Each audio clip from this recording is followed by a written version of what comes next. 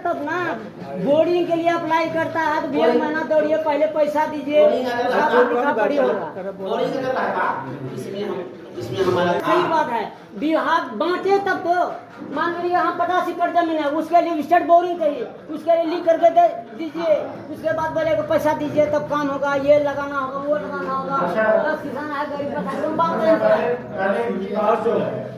योजना है सरकार की ओर से चलाई जा रही है, उसका पहला है बीज वितरण कार्यक्रम। गेहूँ है, तिलहन में जो है तीसी है और सरसों है, दलहन में जो है मसूर है। हाँ, दलहन में मसूर है। यही चीज इनको बताने की जरूरत है कि तो क्या बीज में क्या दे रहे हैं, तिलहन दे रहे हैं, दलहन में क्या दे रहे हैं, ठीक है। कर्मचारी जन गाँव से आए हुए हमारे किसान भाइयों, कृषि विभाग की ओर से हार्दिक अभिनंदन है, स्वागत करते हैं। और हमारे कृषि विभाग की जो योजनाएं अभी चल रही हैं, राजस्व ग्राम की संख्या कुल 1 है, कुल रकबा 962.7 है, कृषि योग्य रकबा 673.89 हेक्टेयर है, धान का रकबा 410 हेक्टेयर है, मक्का का रकबा 162 हेक्टेयर है, गेहूं का रकबा 180 हेक्टेयर है। कुल पीएम किसान की संख्या 1289 है। कुल केसीसी तब ना बोर्डिंग के लिए अप्लाई करता है तो 1 महीना दौड़िए, पहले पैसा दीजिए, सही बात है। विभाग बांटे तब तो मान लीजिए यहाँ 50 एकड़ जमीन है, उसके लिए स्टेट बोरिंग चाहिए, उसके लिए लिख करके दे दीजिए, उसके बाद बोलेगा पैसा दीजिए तब काम होगा, ये लगाना होगा, वो लगाना होगा। 10 किसान है गरीब का योजना है सरकार की ओर से चलाई जा रही है, उसका पहला है बीज वितरण कार्यक्रम। गेहूँ है, तिलहन में जो है तीसी है और सरसों है, दलहन में जो है मसूर है। हाँ, दलहन में मसूर है। यही चीज इनको बताने की जरूरत है कि तो क्या बीज में क्या दे रहे हैं, तिलहन दे रहे हैं, दलहन में क्या दे रहे हैं, ठीक है। और 100 बकरी पर 5 बकरा की योजना है। इन सभी योजनाओं में 40% और 50% की छूट दी जाती है। विभाग के माध्यम से मार्गदर्शन निकलता है, जो हम लोग हर एक प्रखंड में से अनुसूचित जाति और जनजाति के वैसे बच्चे जो इंटर पास है, जो मैट्रिक पास है, उनको हम लोग बार बार बुलाते हैं। और पिछले वर्ष 2022 में कुल अररिया जिला से अराउंड 26 बच्चों का हम लोग हाजीपुर सीपेट में ट्रेनिंग भी कराए थे, जिसमें वर्तमान में अभी 10-12 बच्चे पटना में कुछ काम कर रहे हैं, कुछ कोलकाता में काम कर रहे हैं, ठीक है। और इसके अलावा जैसा कि सर ने बताया है विद्यालय और छात्रावास के बारे में, तो विद्यालय जो है हमारा रामपुर पार्टिसगंज में चलता है। अगर किन्हीं को कोई देखे विद्यालय रामपुर में हमारा 400 बच्चों का अभी आवासन है। और अगले सत्र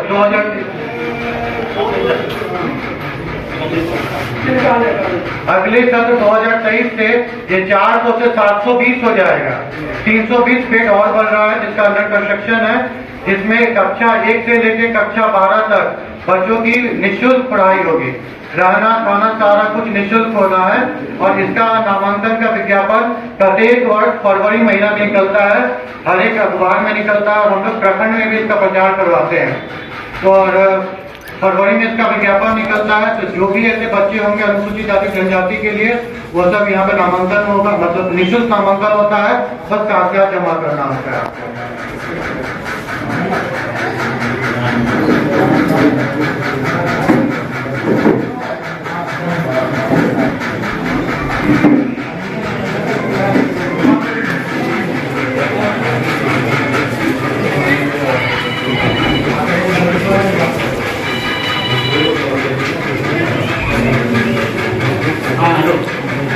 और इसके अलावा जो 3 छात्रावास संचालित है, और एक चीज और मैं बता दूं, एक विद्यालय हमारा और बन रहा है नरपतगंज में, और इसके अलावा 3 छात्रावास जिसकी स्वीकृति के लिए हम लोग दिए हैं, एक बरगामा में, एक अररिया सदर में और एक सिक्की प्रखंड में। 3 और छात्रावास बनेंगे जहाँ पे अनुसूचित जाति एवं जनजाति के बच्चे निःशुल्क पढ़ाई कर सकेंगे बिना किसी रोक टोक के, ताकि समाज में जो लोग पीछे रह गए हैं वो शिक्षा के माध्यम से आगे बढ़े। और हम लोग का कोशिश है कि हर एक तरह का सुविधा इस विद्यालय और छात्रावास में उनको दिया जाता है। साथ समय उनको वहाँ पे डिजिटल क्लास की सुविधा है, वहाँ वाईफाई, फ्री वाईफाई है, बाकायदा मेस की सुविधा है, खाने पीने की व्यवस्था की जाती है। और इसके अलावा जो हमारा अनुसूचित जाति एवं जनजाति अत्याचार अधिनियम 1989 है, जिसके अंतर्गत अनुसूचित जाति के लोगों को अगर किन्हीं अलग समुदाय के द्वारा अपमान किया जाता है तो सरकार के द्वारा तो उन्हें मुआवजा प्रोवाइड की जाती है। जैसे अगर अनुसूचित जाति के लोगों की हत्या हो जाती है तो उसमें एक मुश्त में सरकार के द्वारा 8,25,000 रुपए दी जाती है। इसके अलावा उस परिवार को पेंशन और एवं नौकरी भी डिपेंडिंग ऑन द शैक्षणिक योग्यता वो जिला कल्याण से दिया जाता है। तो और हम लोग अगर हमारे विभाग के बारे में कुछ विशेष जानकारी चाहिए तो आप पूछ सकते हैं, किन्हीं को अगर जानना है इच्छुक है तो।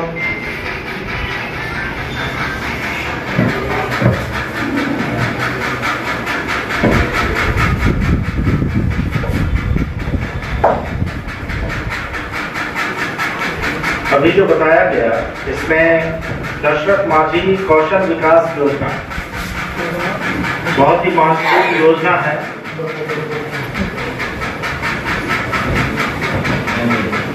हम सब पढ़ाई करते हैं, किस चीज के लिए कर रहे हैं?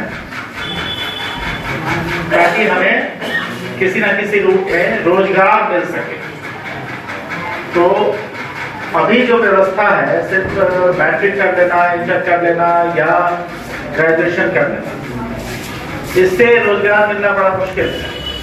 तो तकनीकी रूप से अगर हम कुछ दक्ष होंगे, वैसी स्थिति में रोजगार संभव है। विभिन्न जैसे ITI लोग करते हैं या किसी खास तरह के विषय में ट्रेंड होते हैं, तो इससे क्या होता है कि रोजगार मिल पाता है और बेहतर रोजगार मिल पाता है, जहां पैसा भी बेहतर है। तो इसके लिए वैसी शिक्षा की जरूरत है जिससे रोजगार मिल सके। तो रोजगार मिलने के लिए तकनीकी शिक्षा की आवश्यकता हो। तो ये दशरथ माझी कौशल विकास योजना जो है वही योजना है जिसमें मैट्रिक या इंटर करने के बाद सरकार के द्वारा प्रत्येक वर्ष वैसे बच्चों को मुफ्त में ट्रेनिंग दी जाती है।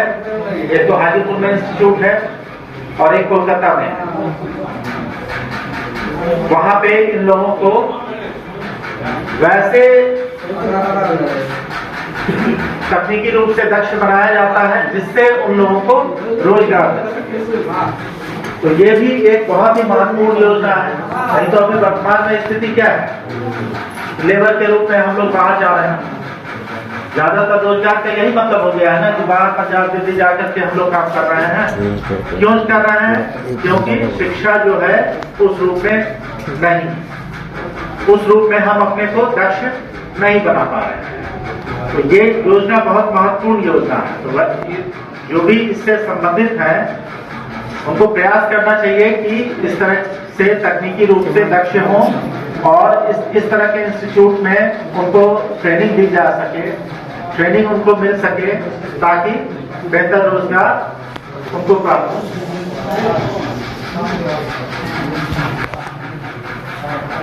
इस विषय में और कुछ कहना है? कैसे और सुधार किया जा सकता है बताइए, खासकर हमारे अनुसूचित जाति जनजाति भाइयों के विषय में।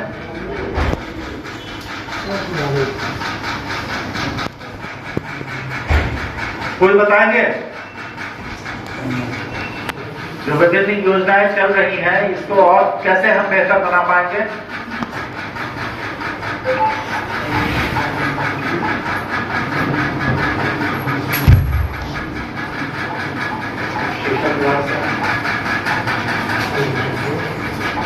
एजुकेशन से है कोई?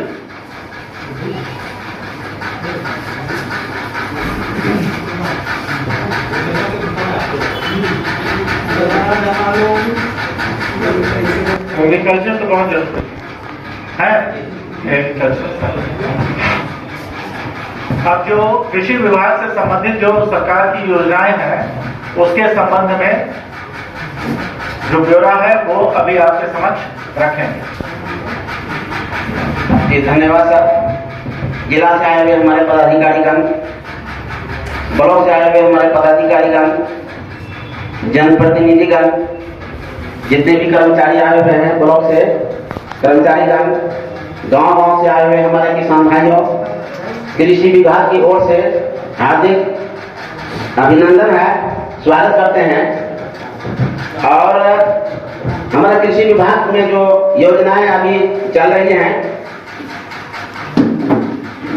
राजस्व ग्राम की संख्या कुल 1 है। कुल रकबा 962.7 है। कृषि योग्य रकबा 673.89 हेक्टेयर है। धान का रकबा 410 हेक्टेयर है। मक्का का रकबा 162 हेक्टेयर है। गेहूं का रकबा 180 हेक्टेयर है। कुल पीएम किसान की संख्या 1289 है। कुल केसीसी की संख्या 0 है। कृषि यंत्र वितरण किसानों की संख्या 1 मोटर मात्र है, जो हम लोग खेत में पटवन करते हैं। कस्टम हायरिंग वेल की संख्या 0 है। जल जीवन हरियाली योजना से निर्मित तालाब की संख्या 0 है। RKVY योजना अंतर्गत योगदान निर्माण की संख्या 0 है। EKYC संख्या 381 है। NPCI सत्यापन कृषि की संख्या 124 है। पंचायत में कुल किसानों की संख्या 1289 है।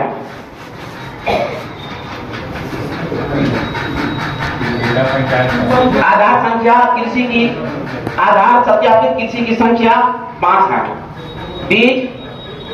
बीज उन्नत प्रक्षेत्र बलवा कल्याण 43.43 हेक्टेयर है। इसके अलावा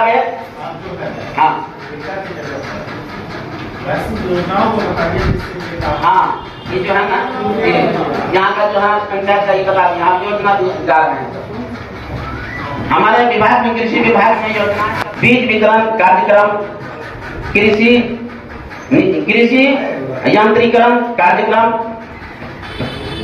मिट्टी नमूना जांच कार्यक्रम, प्रधानमंत्री किसान सम्मान योजना कार्यक्रम, जैविक खेती प्रोत्साहन योजना कार्यक्रम, फसल सुरक्षा योजना, जिसके तहत जो है हमारे फसल में बीमारी लग जाती है, उसका लक्षण क्या है, उसका निदान क्या है, कौन सी दवाइयाँ चलेगी, उसके लिए हमारे कृषि विभाग में हम लोग कृषि जो कर्मी हैं उसके लिए हम लोग तैयार रहते हैं किसान के लिए हमेशा। उसके अलावा है पौधा संरक्षण आत्मा द्वारा संचालित योजना, प्रशिक्षण कार्यक्रम के अंदर, प्रशिक्षण राज्य के अंदर, राज्य के बाहर, जिला के अंदर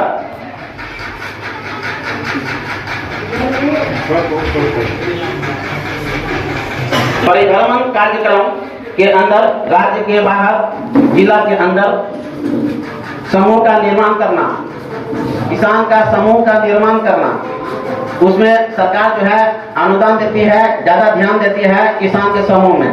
20, 25, 30 किसान अगर वो खेती करते हैं उसके लिए सरकार ज्यादा ध्यान देती है। जैसे 1 हेक्टेयर में 10 एकड़, 20 एकड़, 25 एकड़, 30 एकड़, 1 हेक्टेयर में 10 किसान, 20 किसान, 25 किसान, 30 किसान मिला करके अगर टमाटर की खेती करते हैं तो कंपनी वहाँ तक आएगी। अगर 1 एकड़ में या 25 किसान हम करेंगे तो कोई भी कंपनी यहाँ नहीं आएगी। तो इसके लिए जो है ग्रुप का तैयार होना जरूरी है। जो हम बाहर का जो हम लोग मार्केट है वो पकड़ सकते हैं। हम लोग 25 किस्म 50 किस्म अगर करेंगे तो बाहर का मार्केट हम लोग नहीं पकड़ सकते। तो उसके लिए ग्रुप का निर्माण भी हमारे विभाग के अंदर में है। ग्रुप का निर्माण किया जाता है। किसान कुछ हुआ है वो चलते रहता है। हाँ, बंद नहीं हो पाता। करिए चार्ज नहीं करिए। ऑनलाइन सिस्टम है, समझे ना? आपका कहना बिल्कुल सही है। ऑनलाइन कीजिएगा तब मिलेगा, बिना ऑनलाइन से नहीं मिलेगा चार्ज, समझे ना? हाँ हाँ, पहले सुन लीजिए, उसके बाद आपका बोलना बिल्कुल दुरुस्त है, बिल्कुल दुरुस्त है, लेकिन ऑनलाइन सिस्टम है, समझ रहे हैं? 500 टाइम रिपोर्ट बुद्धिमान की योजना,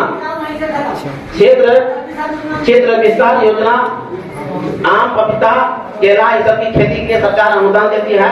अगर किसान भाई करना चाहते हैं तो उसके लिए सरकार अनुदान देती है। और ये सब योजनाएं हमारे कृषि विभाग में सुनिए, पहले सुन लीजिए उसके बाद तब बोलिएगा। ये सब योजनाएं हमारे कृषि विभाग में चलती है। नया योजना आया है ड्रैगन फ्रूट।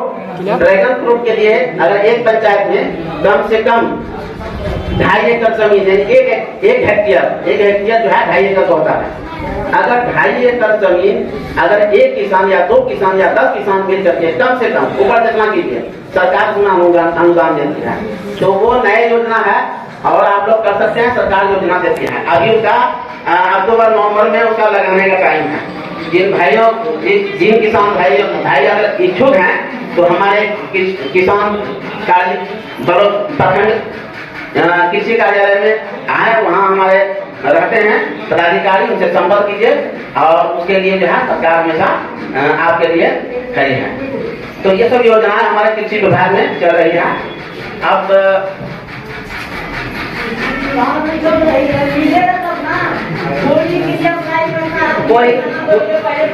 बोरिंग अगर रहता, सुनिए ना, बोरिंग अगर रहता इसमें हमारा लिखा रहता। बोरिंग नहीं है, बोरिंग सिंचाई विभाग वो अलग विभाग है। हमारे विभाग में जो भी है वो ऑनलाइन है। हाँ,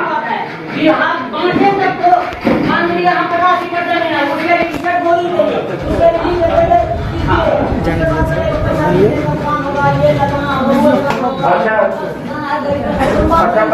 पहले इनकी बात जो है, इनकी बात ये कृषि विभाग के द्वारा चलाई गई जो योजनाएं हैं उसके संबंध में उसका ब्यौरा दिया गया। आपकी बात भी सुनी जाएगी। जनसंवाद कार्यक्रम का आयोजन ही इसलिए किया गया है कि आपकी बात सुनी जाए।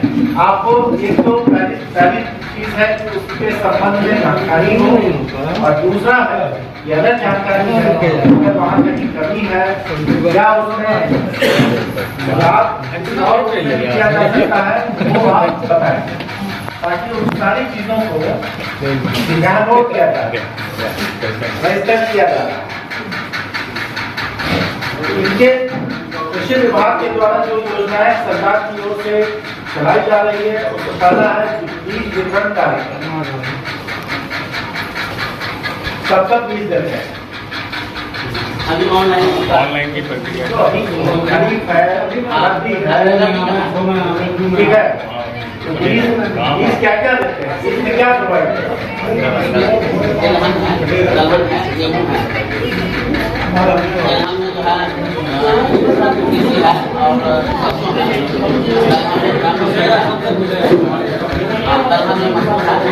को बताने की जरूरत है। तो क्या बीज में क्या तिलहन दे रहे हैं, दलहन में क्या दे रहे हैं, ठीक है, रबी में क्या दे रहे हैं, खरीफ में क्या दे रहे हैं, गर्मा में क्या दे रहे हैं, ये सारी चीजों में कोऑर्डिनेटर नहीं है ना।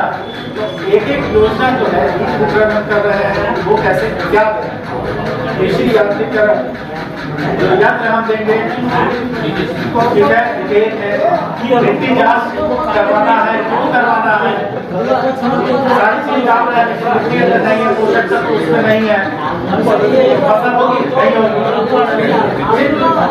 विभिन्न योजनाएं चल रही है इसके विषय में, तो बिल्कुल ओपन इनको बताना ऐसे बताइए जैसे लगे कि पढ़ा, ठीक है, अब इनकी समझ में भी आएगी ये क्वेश्चन कुछ उपाय। सबसे बड़ी बात है सीजन के बारे में आपको पहले, अभी रबी सीजन चल रहा है, खरीफ सीजन चल रहा है, धान लगा हुआ है, तो अभी जो भी बीज आएगा वो रबी सीजन के लिए आएगा, जिसमें आता है सबसे पहले तेलहन और दलहन फसल। तेलहन के लिए आता है राई सरसों का बीज, राई सरसों का बीज आता है राजस्व गांव के हिसाब से। जैसे आपके कलियागंज पंचायत में एक ही राजस्व गांव है, बलुआ कलियागंज, तो एक राजस्व गांव के लिए मात्र 2 किसान का आता है राई सरसों का, और वैसे ही दलहन के लिए आता है हर राजस्व गांव, एक राजस्व गांव के लिए 2 किसान को देने के लिए। वो भी प्रोसेस है कि ऑनलाइन वो करेगा, अपने पंजीकरण से वो ऑनलाइन करेगा। अब उसमें होता है क्या कि जैसे देना है 2 किसान का, आवेदन 50 किसान कर दिया है, तो ऊपर से लिया जाता है, जो पहले आओ पहले पाओ, ऊपर के 2 किसान को मिल जाता है। अब जहाँ पे जैसे सपोज नगदा खुद है, वो भी एक पंचायत ही है, लेकिन वहाँ पे टोटल राजस्व की संख्या 13 है, तो वहाँ पे 36 किसान को मिलेगा। लेकिन बलुआ कलियागंज में एक ही राजस्व गांव है, जिस कारण से 1 किसान को मिलेगा। ऐसे ही रबी में गेहूं है, गेहूं के लिए आता है एक राजस्व गांव में 5 किसान को मिलेगा। उसमें भी अलग अलग योजना है, 10 वर्ष से कम है, 10 वर्ष से अधिक है, जिसमें अनुदान की राशि अलग अलग है। 10 वर्ष से कम है उसमें 40% अनुदान है, और 10 वर्ष से अधिक है उसमें 50% अनुदान है। तो सबका रेट अलग अलग होता है, फ्री ऑफ कॉस्ट नहीं दिया जाता है, किसान के मन में ये लगता है। और हमेशा देखा जाता है कि हम लोग भी किसान लोग हर एक पंचायत में रखते हैं, खरीफ सीजन में रखते हैं, रबी सीजन में रखते हैं। तो जैसे ही चना और मसूर आया, तो किसान के ही मुंह से हम लोग को सुनने के लिए मिलता है कि सर दाल आ गया। मतलब ये नहीं बोला जाता कि मसूर और चना आया है सर लगाने के लिए, बोला जाता है कि सर दाल आ गया दाल। वो सुनने में हम लोग को भी खराब लगता है कि मतलब आप ये सोच के आ रहे हैं कि दाल हम लोग पा रहे हैं, जबकि वो दाल नहीं होता है, वो बीज होता है। और कहीं से भी अगर वो आप खाते हैं तो वो आप अपने आप को नुकसान पहुंचा रहे हैं। तो बीज वितरण का यही प्रोसेस है, आपको ऑनलाइन आवेदन करना है, टारगेट हर एक पंचायत का बटा हुआ होता है, हम लोग अपनी मर्जी से कुछ भी नहीं करते हैं। अब जो किसान ऑनलाइन किया ही नहीं तो वो कहीं से योग्य नहीं है ऑनलाइन, और उसको क्योंकि इसमें देने का प्रावधान क्या है कि आप ऑनलाइन किए, किसान के ऑनलाइन कर देने के बाद वो कोऑर्डिनेटर के आईडी पे आ जाता है, कोऑर्डिनेटर उसको अप्रूव करता है तो वो डीओ के लॉगिन पे चला जाता है। डीओ अप्रूव करने के बाद किसान के मोबाइल पे ओटीपी आता है, और वही ओटीपी लेके किसान डीलर के पास जाता है और वहां से बीज प्राप्त करता है। ये प्रोसेस है। अगर आप ऑनलाइन किए ही नहीं है तो आपके मोबाइल पे ओटीपी कहाँ से आएगा, और बिना ओटीपी का डीलर आपको देगा ही नहीं। बता तो रहना, राजस्व गांव के हिसाब से मिलता है। अब किसान आवेदन 50, अब जैसे बता देना है, जैसे इसमें एक योजना है कृषि यांत्रिकरण योजना, टोटल अररिया जिला में आवेदन का संख्या सिर्फ मोटर के लिए, इलेक्ट्रिक मोटर के लिए 10,000, और टारगेट का कितना तो 170। अब 10,000 किसान को देना तो संभव है नहीं, देना कितना है तो 170, वो टारगेट बटा हुआ रहता है, हर योजना का टारगेट बटा हुआ रहता है। अब जैसे अभी कृषि यांत्रिकरण के बारे में बोल रहे हैं, तो कृषि यांत्रिकरण का पोर्टल 1 सप्ताह के अंदर खुलने वाला है, अभी नहीं खुला है। कृषि यांत्रिकरण का पोर्टल अक्टूबर महीना में हर साल खुलता है। इसके ऑनलाइन जैसे ही कोई एजेंट नहीं रहता, वो सलाहकार है। इसमें आप और देखिए ऑनलाइन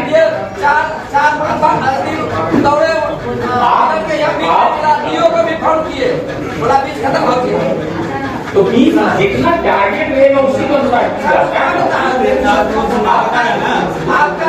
कृषि विभाग में है पहले अब यांत्रिकरण के बारे में आप लोग को जानकारी देंगे। कृषि यांत्रिकरण के बारे में पता लगा। कृषि यांत्रिकरण का पोर्टल अक्टूबर में वो खुल जाएगा। अक्टूबर महीना में कृषि यांत्रिकरण का पोर्टल खुलेगा। कृषि यांत्रिकरण में आप कृषि में उपयोग करने वाले जितने भी यंत्र हैं, हर यंत्र कृषि विभाग के द्वारा मिलता है अनुदान की राशि में। सबके साथ अलग अलग अनुदान है। एक दाल से लेकर के आप थ्रेशर तक खरीद सकते हैं।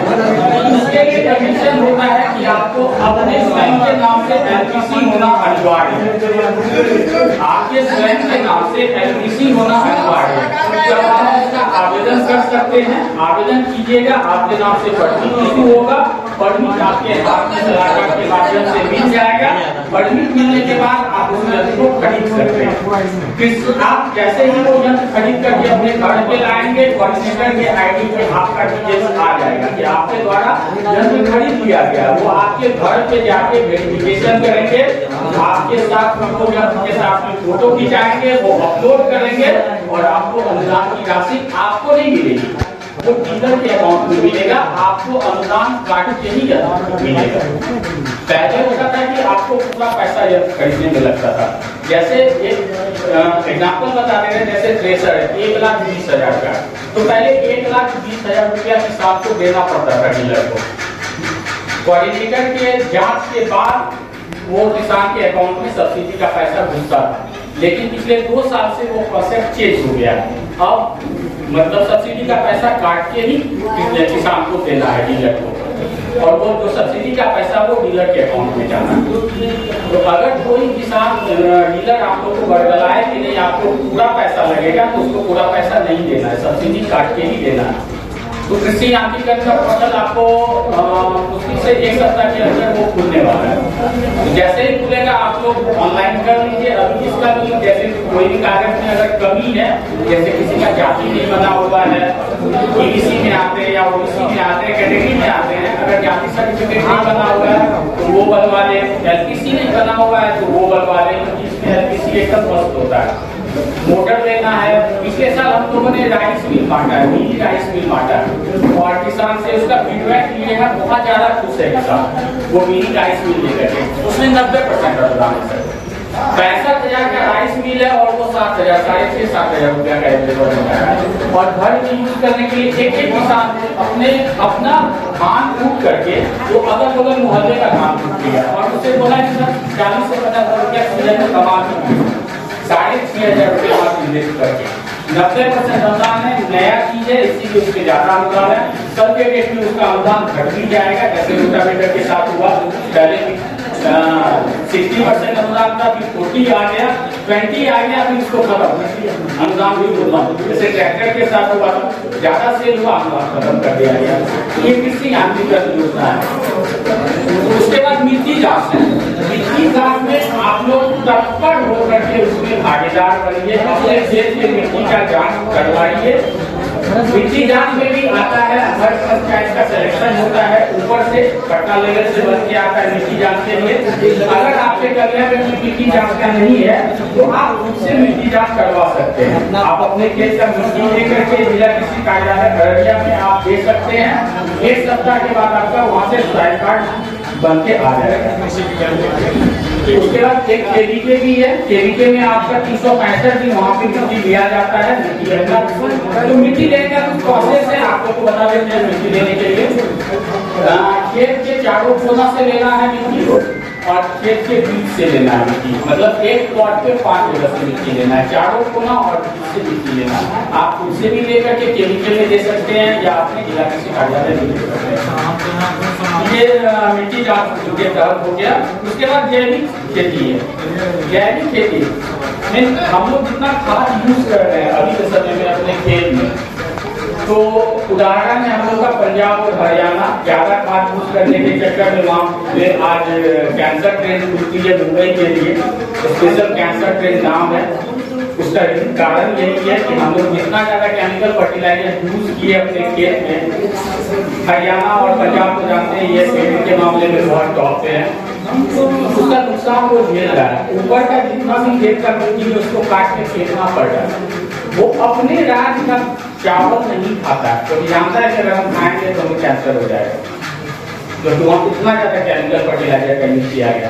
उसी को हटाने के लिए जैविक खेती पे सरकार जोर दे रही है कि ज्यादा से ज्यादा किसान जैविक खेती करें, ताकि जो हालात पंजाब और हरियाणा में हुआ वो हमारे बिहार में न हो। तो स्पेशली आप लोग को बोलेंगे। उसके बाद फिर हम लोग का बहुत बड़ा अचीवमेंट है सर, खास करके बलुआ कलियागंज के लिए। बलुआ कलियागंज में हम लोग का 20 हेक्टेयर का एग्रीकल्चर फार्म, और सर जान करके बहुत खुशी होगी कि पूरे बिहार में बलुआ कलियागंज सबसे टॉप रहा एग्रीकल्चर फार्म के फील्ड में। 43 क्विंटल पर हेक्टेयर फील्ड रहा सर, जो पूरे बिहार में सबसे टॉप पे रहा, जिस कारण से उस फार्म को सरकार के द्वारा मुआवजे के लिए 2 करोड़ रुपया सैंक्शन कर दिए, उसी अचीवमेंट के कारण से। ये पिछले साल में ये क्लियर हुआ। हाँ, ये हम लोग के लिए बहुत बड़ा अचीवमेंट है एग्रीकल्चर के लिए। और यही सारी योजनाएं जो ज्यादा फोकस है, अभी पीएम किसान सम्मान निधि योजना के बारे में ज्यादा डिटेल्स बताना चाहेंगे। अभी हम लोग का भौतिक सत्यापन का काम चल रहा है, eKYC है, LPCI है। ऐसे बहुत से किसान होंगे जिनके खाता में पैसा आ रहा था बट आना बंद हो गया किसी न किसी वजह से। तो उसका 2 ही मेन कारण है। एक कारण है कि आपने eKYC नहीं करवाया है। अगर आपने eKYC नहीं करवा लिया है तो आपके बैंक अकाउंट में कुछ न कुछ प्रॉब्लम है, या तो आपके आधार का नाम और पंजीकरण का नाम और बैंक अकाउंट के नाम में कुछ न कुछ तो अंतर है, किसी एक भी वर्ड का अंतर है। अब उस कम समय में उस चीज को सुधार करवाया नहीं जा सकता है, इसीलिए आप जिसके खाता में पैसा आना बंद हो गया है वो तुरंत अपना पोस्ट ऑफिस में खाता खुलवा लें। जैसे ही आप पोस्ट ऑफिस में खाता खुलवाते हैं आपका फिक्स अमाउंट में पैसा आना चालू हो जाएगा। हाँ, अगर उसमें आप लापरवाही बरतते हैं तब तो आप भटकते रह जाएंगे, सर मेरा बंद हो गया, सर मेरा बंद हो गया। आप पोस्ट ऑफिस में खाता खुलवा लें या eKYC करवा लें। eKYC तो करवाना मस्त ही है। अभी आया अब आने वाला अगला किस्त आने वाला LPCI करवाने का नाम अगर आप पोस्ट ऑफिस में खाता खुलवाते हैं तो आपको 1 दिन हो जाता है। हाँ, 1 दिन में हो जाता है। अगला किस्त का वेट करेंगे आने वाला है। अभी भौतिक सत्यापन का काम जोरों शोरों से चल रहा है, जो 100% भौतिक सत्यापन के लिए किसान सम्मान निधि योजना का कर देना है। इसमें किसान को 3 चीज देना एकदम अनिवार्य है, हर किसान को देना अनिवार्य है। 100% सभी किसान का भौतिक सत्यापन होगा। कल किसी विषय पे दिया मैडम का मीटिंग भी हम लोग के साथ है, कल 4 बजे मीटिंग भी है। भौतिक सत्यापन में पति पत्नी का आधार कार्ड, पंजीकरण और जमीन का रसीद आपको संलग्न करके अपने सलाहकार को देना अनिवार्य है, ताकि आपका भौतिक सत्यापन समस्या तो भौतिक सत्यापन कराना एकदम अनिवार्य है। आप जितने भी लोग आए हैं वो तो देखेंगे, प्लस अपने अगल बगल भी ये सबको जानकारी दे रहे। हम लोग अपने लेवल से पूरा प्रचार प्रसार कर रहे हैं, वार्ड मेंबर के थ्रू कर रहे हैं, जनप्रतिनिधि के थ्रू कर रहे हैं, इसके थ्रू हो रहा है कर रहे हैं, लेकिन फिर भी 100% सभी तक जानकारी नहीं जा रही है। आप लोग के माध्यम से चाहेंगे वो सभी तक जानकारी जाए, ताकि वो अपना भौतिक सत्यापन करवाए। भौतिक सत्यापन नहीं करवाने की स्थिति में उनका पैसा रुक नहीं सकता है। इसीलिए आप लोग से रिक्वेस्ट होगा कि आप लोग भौतिक सत्यापन बढ़ चढ़ के हिस्सा लेके अपना करवा लें। समस्या है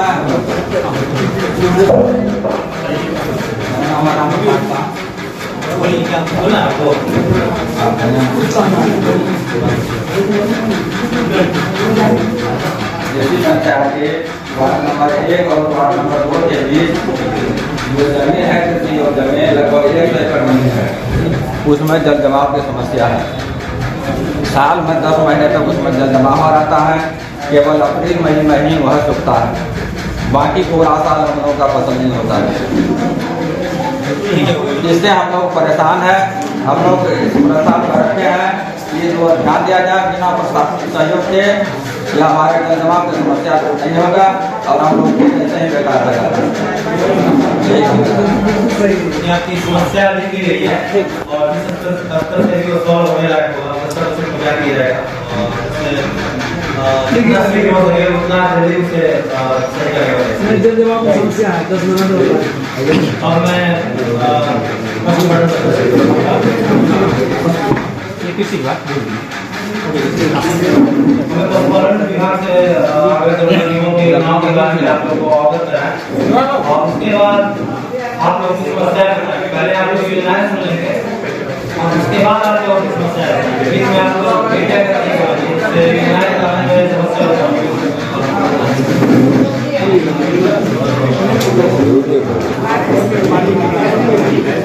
ठीक तो उसको अर्का नाम मुझसे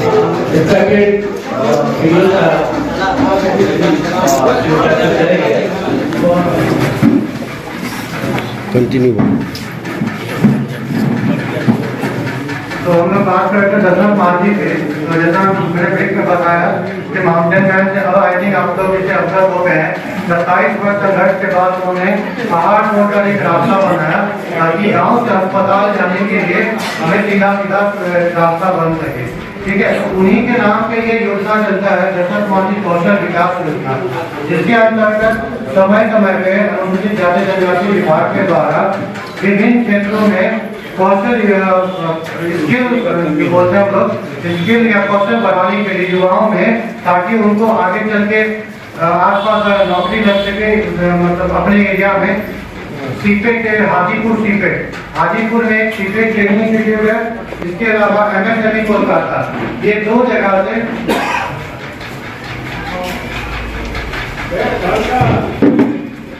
ठीक है। इसीलिए हम लोग दशरथ मांझी को माउंटेन मैन बोला जाता है। अकेले बिना किन्हीं की सहायता लिए 27 वर्ष की संघर्ष के बाद वो एक बहुत बड़े पहाड़ को काटकर एक रोड बनाए जिससे उस गांव से अस्पताल सीधे जाया जा सके। ठीक है, और दशरथ मांझी अनुसूचित जाति से बिलोंग करते थे, तो उन्हीं के नाम पे ये योजना चलाई जाती है, जहाँ पे अनुसूचित जाति एवं जनजाति विभाग के द्वारा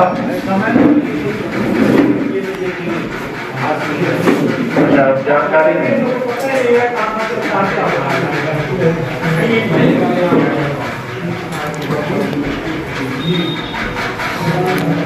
उसको खासकर उस जगह पे केंद्रित किया गया है ताकि उन जगहों पे ज्यादा फोकस किया जा सके। वैसे योजनाएं चल रही हैं सभी विद्यालयों में,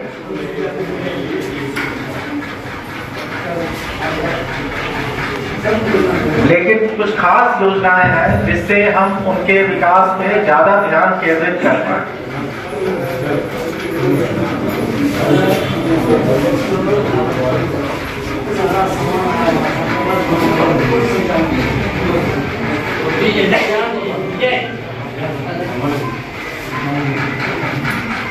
इसमें क्या है?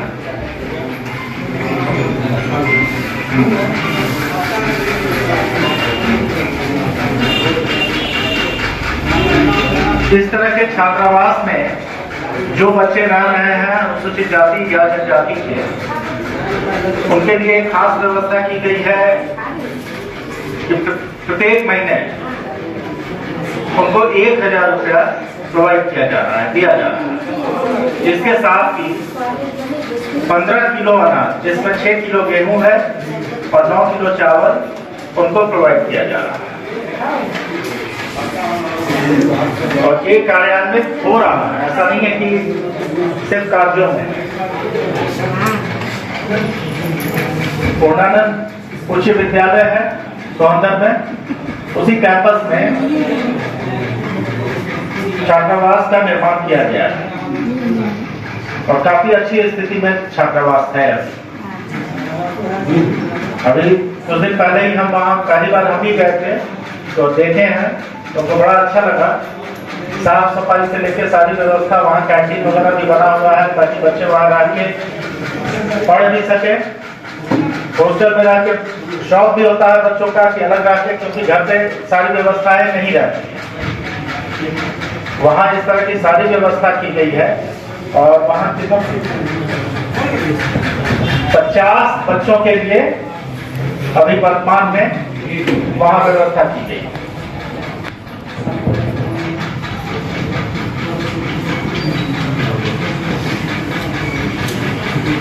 इसके अलावा SC/ST वेलफेयर के लिए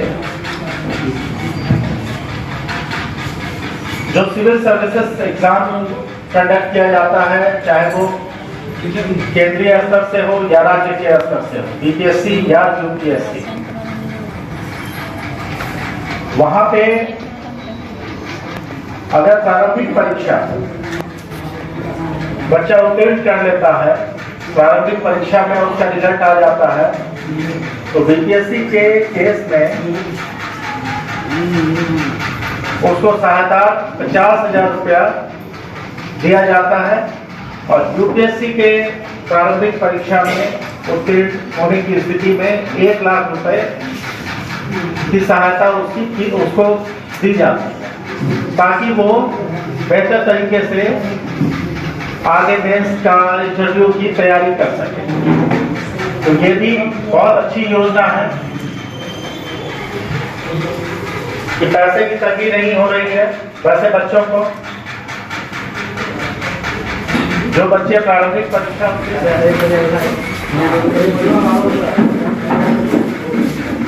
जिले के विभिन्न प्रखंडों में अंबेडकर आवासीय विद्यालय में छात्रावास जो है उसका निर्माण किया जा रहा है और किया भी गया है। अपने यहाँ सोहंदर पंचायत में इस तरह का एक छात्रावास जो है वो जाति और जनजाति समुदाय के लोगों को अगर अदर कास्ट के द्वारा किसी भी तरीके के अपमान किया जाता है तो डिपेंडिंग ऑन डिफरेंट सेक्शन के अनुरूप उस व्यक्ति को सरकार के द्वारा से सरकार की तरफ से मुआवजा दी जाती है। जैसे हत्या के मामले में 8,25,000 की छूट में दी जाती है, उसी तरीके से हर एक धारा पे डिपेंड करता है वो मुआवजा। हत्या में इसके अलावा एक मुक्त राशि के अलावा नौकरी एवं पेंशन भी उस फैमिली को दी जाती है सरकार के द्वारा, जो आपको जिला कल्याण कार्यालय बढ़िया से प्राप्त होगा। इसके अलावा सभी महादलित टोलों में हमें वक्त के गिरन कम्युनिटी हॉल का प्रोग्राम चलता है, जहाँ पे जिस पंचायत में जिस महादलित टोले में 100 परिवार या 500 व्यक्ति रहते हैं, वहाँ पे हमें 50/60 में एक कम्युनिटी हॉल बनाना है, जहाँ पे वहाँ के समुदाय के लोग किसी भी कार्यक्रम अपना में भाग ले सकते हैं। सभी के लिए वो चीज है। होता है कि वो ऑनलाइन है। इसमें साल में 2 बार ऑनलाइन की सुविधा उपलब्ध होती है, खास करके जून माह में और एक बार दिसंबर माह के बीच में। तो इसके लिए नजदीकी पशु चिकित्सालय हो या प्रखंड में जो वहाँ पशु चिकित्सालय उपस्थित है, वहाँ जाके प्रखंड पशुपालन पदाधिकारी से संपर्क करके आप लोग उस योजनाओं को अपने लिए फायदेमंद बनाएं। क्यों? क्योंकि देखा जा रहा है कि बहुत सारी ऐसी हमारे पास इस योजनाओं में फॉर्म्स हैं जो उपलब्ध हमारे पास 100 है, लेकिन उसमें से 50 ही लोगों को दी जा रही है, 50 वापस चली जाती है।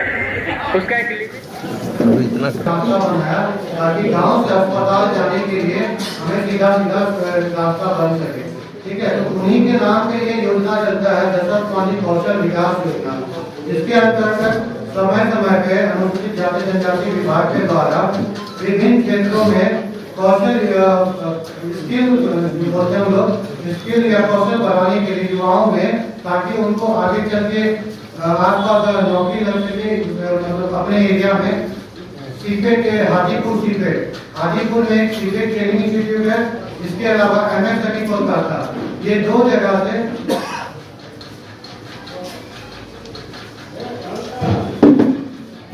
और वहाँ पे ये प्रोग्राम चलता है, वो सरकार के द्वारा निःशुल्क चलता है और रहना, आवासन और इसके जो प्रोवाइड किया जाता है सारा कुछ विभाग की तरफ से होता है। इसका समय समय पे विभाग के मार्गदर्शन निकलता है, जो हम लोग हर एक प्रखंड बच्चे अनुसूचित जाति और जनजाति के वैसे बच्चे जो इंटर पास है, जो मैट्रिक पास है, उनको हम लोग बार बार बुलाते हैं। और पिछले वर्ष 2022 में कुल अररिया जिला से अराउंड 26 बच्चों का हम लोग हाजीपुर सीपेट में ट्रेनिंग भी कराए थे, जिसमें वर्तमान में अभी 10-12 बच्चे पटना में कुछ काम कर रहे हैं, कुछ कोलकाता में काम कर रहे हैं। ठीक है, और इसके अलावा जैसा कि सर ने बताया विद्यालय और छात्रावास के बारे में, तो विद्यालय जो है हमारा रामपुर पाटिल तक में चलता है। कहीं पर कोई देखे विद्यालय रामपुर में हमारा 400 बच्चों का भी आवासन है और अगले साल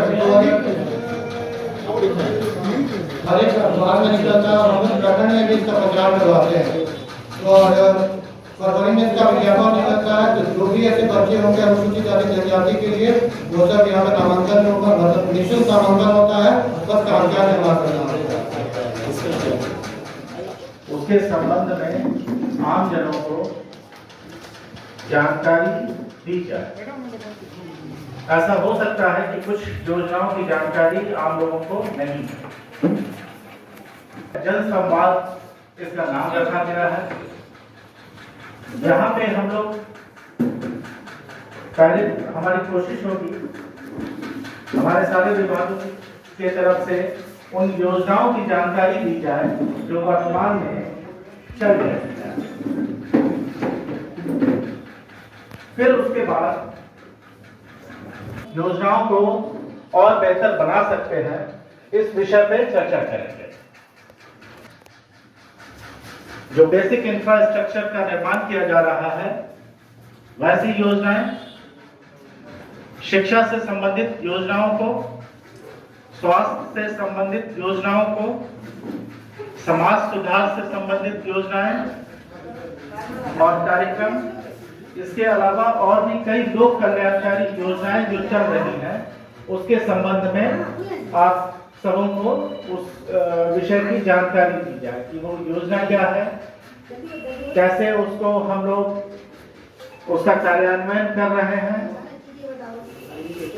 जब योजनाओं की जानकारी होगी तब आपकी ओर से आप अपने क्षेत्र में उन योजनाओं को देख रहे हैं, आपके समक्ष उस योजनाओं का कार्यान्वयन किया जा रहा है। वैसी स्थिति में आप बेहतर स्थिति में हैं कि आपको अगर उसमें कुछ कमियां नजर आती हैं या उसमें हम कैसे बेहतर उसको और कर सकते हैं, इसके संबंध में अपना सुझाव रखेंगे। राशि प्रोवाइड की जाती है ताकि वो आगे मुख्य परीक्षा की तैयारी बिना किसी रुकावट के कर सके। इसके अलावा अत्याचार अधिनियम 1989 के अंतर्गत समय अनुसूचित जाति एवं जनजाति समुदाय के लोगों को अगर आधार कार्ड के द्वारा किसी भी तरीके के अपमान किया जाता है तो डिपेंडिंग ऑन डिफरेंट सेक्शन के अनुरूप उस व्यक्ति को सरकार के द्वारा से सरकार की तरफ से मुआवजा दी जाती है। जैसे हत्या के मामले में 8,25,000 एक मुश्त में दी जाती है, उसी तरीके से हर एक धारा पे डिपेंड करता है वो मुआवजा। हत्या में इसके अलावा एक मुश्त राशि के अलावा नौकरी एवं पेंशन भी उस फैमिली को दी जाती है सरकार के द्वारा, जो आपको जिला कल्याण कार्यालय बढ़िया से प्राप्त होगा। इसके अलावा सभी महानगरीय टोलों में हमें वहाँ पे अगर प्रारंभिक परीक्षा बच्चा उत्तीर्ण कर देता है, प्रारंभिक परीक्षा में उसका रिजल्ट आ जाता है, तो बीपीएससी के केस में उसको सहायता 50,000 रुपया दिया जाता है और यूपीएससी के प्रारंभिक परीक्षा में उत्तीर्ण होने की स्थिति में 1 लाख रुपए की सहायता उसको दी जाती है ताकि वो बेहतर तरीके से आगे इंटरव्यू की तैयारी कर सके। तो ये भी बहुत अच्छी योजना है कि पैसे की तंगी नहीं हो रही है। वैसे बच्चों को जो बच्चा कर रहे हैं पैसे की तंगी के कारण वो पिछड़ ना जाए, सरकार का मुख्य उद्देश्य ये है। गर्मी बहुत है, ये संभावना बनी रहती है कि शुरुआती फेज में बच्चा अच्छा कर रहा है, लेकिन आगे चल करके ज्यादा संसाधन की जरूरत पड़ती है, वहाँ पे पैसे की तंगी की वजह से वो पिछड़ जाए। तो इसलिए सरकार का उद्देश्य है कि वैसे बच्चे जो जिनमें टैलेंट है, पोटेंशियल है, वो अच्छा कर सकते हैं। अगर उनको सुविधाएं दी जाए तो वो अच्छा करेंगे। तो वैसे बच्चों को वो सुविधा दी जा रही है।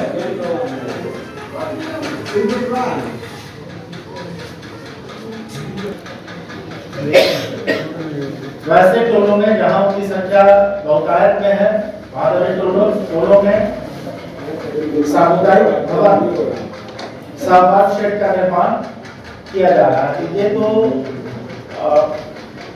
अपने पलासी प्रखंड में भी काफी जगहों पे हुआ है, ये तो आप लोग इससे अवगत होंगे।